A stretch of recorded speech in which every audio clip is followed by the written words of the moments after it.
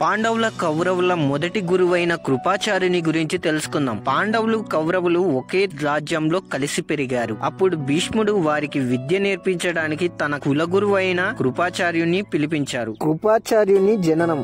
గౌతమ మహర్షి మనవడైన శరద్వతుడు అనే గొప్ప విలుకాడు ఉండేవాడు. అతని తపస్సు భంగం చేయడానికి ఇంద్రుడు జనపది అనే అప్సరసను పంపాడు. ఆమె అందాన్ని చూసి శరద్వతుడు చెలించగా అతని రేతస్సు ఒక రేళ్ల పొదల్లో పడింది. ఆ రేతస్సు 2 భాగాలుగా విడిపోయి ఒక బాబు మరియు ఒక పాపగా జన్మించారు. అదే సమయంలో వేటకు వచ్చిన శాంతన మహారాజు ఆ పిల్లల్ని చూసి జాలిపడి తన రాజ్యానికి తీసుకువెళ్లాడు. వారిని కృపదయతో పెంచడం వలన వారికి కృపుడు మరియు కృపి అనే పేర్లు పెట్టాడు. కృపుడు తన తండ్రి శరద్వతుడి దగ్గరే విలువిద్య మరియు శాస్త్రాలను నేర్చుకున్నాడు. కృపుడు అస్త్రశస్త్ర విద్యల్లో గొప్ప పండితుడు అయ్యాడు. అందువలన భీష్ముడు అతన్ని హస్తినాపుర రాజకుమారులైన కౌరవులు మరియు పాండవులకు ఆచార్యుడిగా నియమించాడు. అందుకే ఆయనను కృపాచార్యుడు అని పిలువబడ్డాడు. ద్రోణాచార్యుడు కంటే ముందే ఈయన పాండవులకు కౌరవులకు గురువు.